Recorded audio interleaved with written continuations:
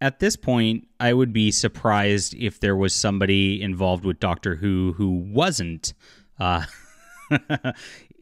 involved in some nasty situations. We'll be a little careful about the phrasing on things.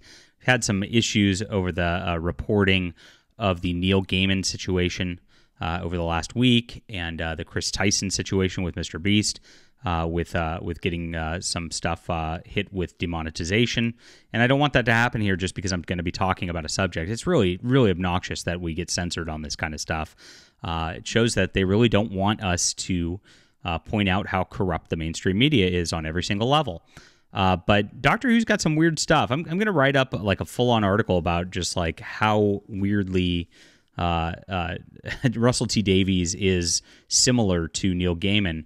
Now, I wouldn't be surprised if there's some major skeletons in that guy's closet as well, even though this doesn't involve him. But this is something that's kind of really crazy, what I found today, that Doctor Who episode featuring disgraced presenter Hugh Edwards is removed from BBC iPlayer. Now, the guy was found guilty, or at least admitted to, accessing images of children, we'll just say, again, for the censors. Really nasty stuff. There's been calls for the guy, of course, to like return his BBC salaries because, I mean, gosh, getting paid while doing that's pretty gross. And they had him in the background of an old Doctor Who episode. Interesting little thing right here. And so this is now getting removed from iPlayer. The whole episode's getting taken out. I don't know if I agree with something like that. Like they've done very similar in DC Comics. There was a guy who was writing DC Comics who got arrested for this stuff as well. And I definitely don't want these people making royalties off any of this stuff, of course. Maybe there should be like a contract clause for everybody that like, if you get in this kind of like scandal, your royalties get purged. Maybe that's the issue, and maybe that's why they're removing it. I don't know.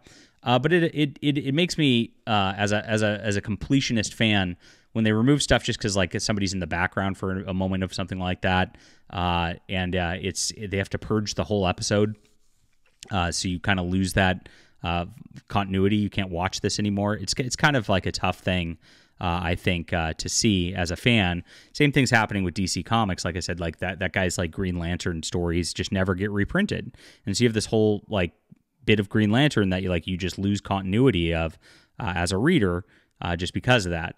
Now, if it's for royalties reason, like I said, understandable, but there's got to be a way around this just for the content to still exist away from this kind of thing.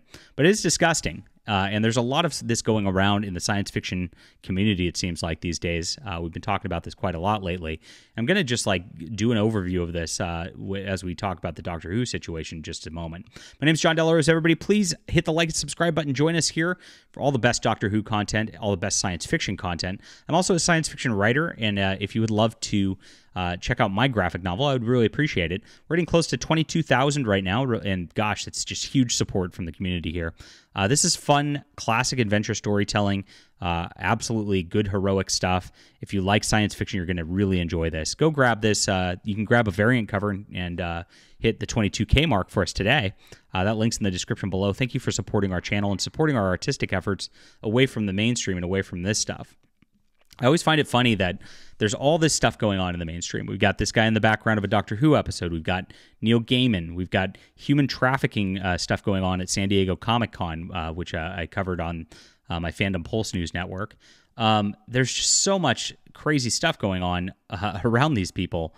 And yet, if you look at who they blacklist and who they remove, they actually removed a Doctor Who writer, and he's blacklisted now. He did a interview about this. Gosh, I can't remember what channel it was on a few months back. Even though he, is gay and whatnot, he just wasn't woke enough for the Inquisition, and so they just purged him from all of this. And so this is what they do. But the predators really sink deep into this kind of thing, right? And they get the biggest jobs. They become a news presenter for the BBC. They become the biggest rock star ever in somebody like Neil Gaiman. And it's just kind of weird. And I was thinking about just like the situation with Neil Gaiman, and how weird his stuff is. He's gone out there and he's, very obsessed with youth, clearly.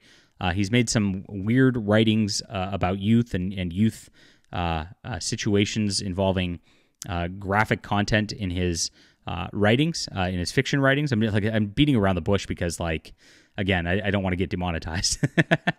But it was creepy stuff. If you look at the women who he's been chasing after, he's getting as close to the line of legality as possible. It's like he really wants to skirt that edge. And you can see that obsession with Russell T Davies, too. Russell T Davies keeps talking about how he wants to put this LGBTQ content in front of young eyes. He even mentioned as young as like 6 and 7 years old. Like, he really wants them to see this kind of doctor making out with a dude. He thinks that's great. He thinks he's trying to push the next generation into that. It's pretty sick, and they always do that. And if you look at all the talk about the ratings, Russell T Davies is obsessed with the youth again. And then I read something really weird too, which had another just similarity to Neil Gaiman and Russell T Davies.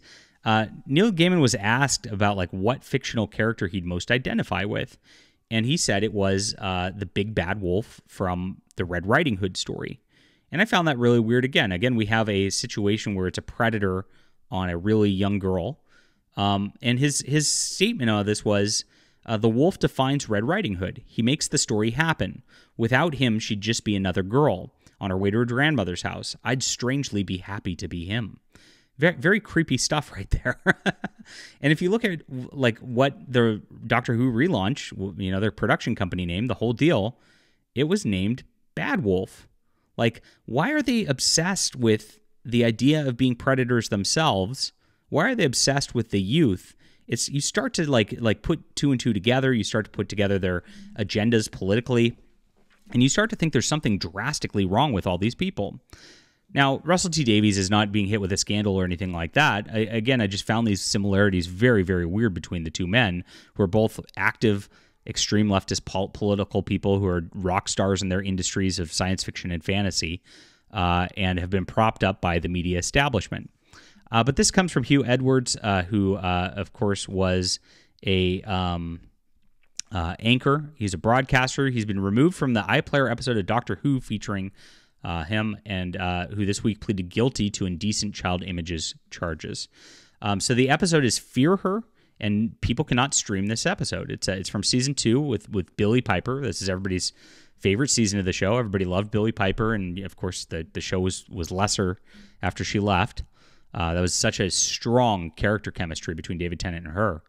And in the episode, his voice can be heard during a news clip. So this is kind of, as much as I, want these people to go to jail, I really do. Removing a whole episode just because a news clip was in the background of it is kind of bizarre.